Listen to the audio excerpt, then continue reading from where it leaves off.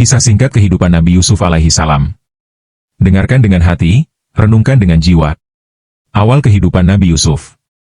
Nabi Yusuf adalah anak Nabi Yakub AS. Dari kecil, beliau dikenal tampan, santun, dan sangat taat kepada Allah.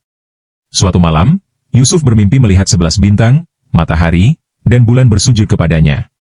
Ia menceritakan mimpi itu kepada ayahnya.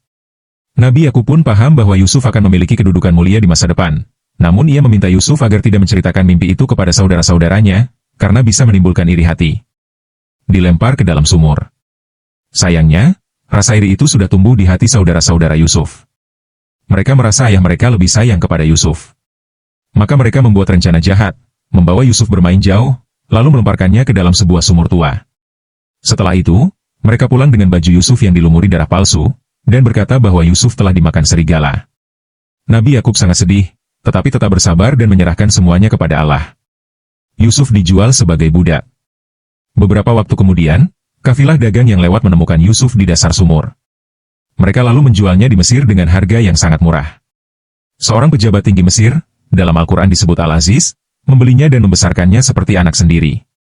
Yusuf diuji dengan fitnah. Ketika Yusuf tumbuh dewasa, ia menjadi lelaki yang sangat tampan dan berakhlak mulia.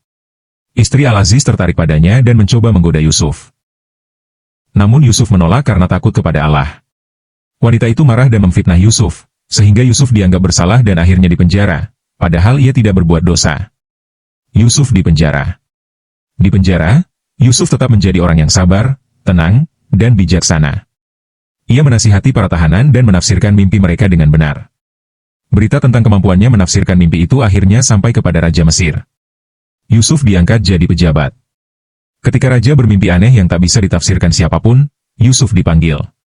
Ia menafsirkan mimpi itu bahwa Mesir akan mengalami 7 tahun masa subur, lalu 7 tahun masa paceklik, kelaparan.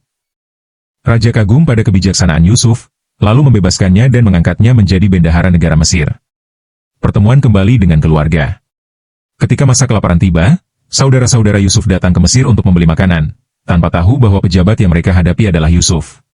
Akhirnya Yusuf memperkenalkan diri, memaafkan mereka, dan mempersilakan mereka tinggal di Mesir bersama ayahnya, Nabi Yakub. Inilah puncak kisah kesabaran dan keikhlasan Yusuf. Ia membalas kejahatan dengan kebaikan. Pelajaran berharga. Kesabaran dan keikhlasan akan mengantarkan seseorang pada kemuliaan. Fitnah dan ujian sering menjadi jalan Allah untuk meninggikan derajat hambanya. Memaafkan dan berbuat baik lebih mulia daripada membalas dendam.